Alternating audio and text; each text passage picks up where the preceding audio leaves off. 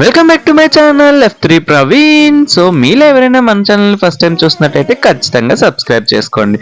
మనం ఈ వీడియోలో చూసేద్దాం తాటి బెల్లంతో, అదేనండి పాత బెల్లంతో పల్లి చెక్కి. పాత బెల్లంతో ఎన్నో బెనిఫిట్స్ ఉంటాయండి మన హెల్త్ లో, అవన్నీ కూడా ఈ వీడియో లాస్ట్ లో అయితే చూసేద్దాం. ముందుగా పల్లి చెక్కీలు ఎలా చేసుకోవాలో ఈ వీడియోలో చూసేద్దాం. క్రంచీగా ప్రిపేర్ చేసేద్దామా మరి. దానికోసం ఒక కప్ పల్లీలను అయితే తీసుకొని దోరగా వేయించుకొని పొట్టు తీసుకొని బద్దలుగా చేసుకొని పక్కన పెట్టేసుకోవాలి. తర్వాత ఒక ప్లేట్ తీసుకొని ప్లేట్ కి నెయ్యి అప్లై చేసుకొని పక్కన పెట్టేసుకోవాలి. ప్లేట్ కన్నా మీ దగ్గర సిల్వర్ పేపర్ ఉంటే చాలా బెటర్ అనమాట. అది ఎందుకనేది ఈ వీడియో లాస్ట్ లో చెప్తాను. తర్వాత మనం ఏ కప్ తో అయితే పల్లీని తీసుకున్నామో అదే కప్పుతో బెల్లాన్ని కూడా తీసుకొని చుక్క నీరు అనేది లేకుండా బెల్లాన్ని కరిగించుకోవాలి. 5 నిమిషాల పాటు కరిగించుకుంటే బెల్లం అంతా కరిగిపోతుంది అనమాట. తర్వాత ఇంకొక 5 నిమిషాల పాటు కరిగించుకుంటే మన పాకం అయితే రెడీ అయిపోతుంది.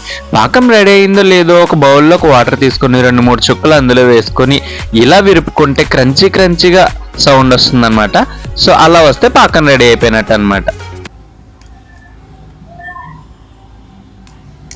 చూసారా, మనం అనుకున్నట్టు వచ్చింది. సో దాంట్లో మనకు క్రంచీగా రావాలంటే ఒక చిటికెడు తినే సోడా కూడా వేసుకొని తర్వాత మన పల్లీలను కూడా వేసేసుకొని బాగా కలుపుకోవాలన్నమాట. వేడి మీద ఉన్నప్పుడే మొత్తం కలుపుకున్న తర్వాత స్టవ్ ఆఫ్ చేసి ముందుగా నెయ్యి రాసి పెట్టుకున్న ప్లేట్లోకి తీసుకొని ఒక నెయ్యి రాసుకున్న స్పూన్తో ఈవెన్గా స్ప్రెడ్ చేసుకోవాలన్నమాట. అలా ఈవెన్గా స్ప్రెడ్ చేసుకున్న తర్వాత వేడిగా ఉన్నప్పుడే మనం అయితే దానికి ఒక షేప్ అనేది ఇచ్చేయాలన్నమాట. లేదంటే ప్లేట్ నుంచి సపరేట్ చేసినప్పుడు చాలా ఇబ్బంది అవుతుంది అనమాట. అలా దాన్ని ఒక 4 గంటల పాటు చల్లారించిన తర్వాత ప్లేట్ నుంచి సపరేట్ చేసుకోవాలి. మీకు ముందుగానే చెప్పాను కదా సిల్వర్ పేపర్ బెటర్ అని చెప్పేసి, ఎందుకంటే ప్లేట్ మీద వేసుకున్నప్పుడు చాలా కష్టమైంది అనమాట తీయడానికి. అదే సిల్వర్ పేపర్ అయితే ఈజీగా రిమూవ్ చేసుకోవచ్చు అనమాట. సో అంతేనండి, మన క్రంచీ పల్లి చిక్కీలు అయితే రెడీ అయిపోయినాయి అనమాట. సో ఎంతకాలం నిల్వ ఉన్నా సరే క్రంచీనెస్ అలాగే ఉంటుంది. మీరు ఒకసారి ట్రై చేసేయండి.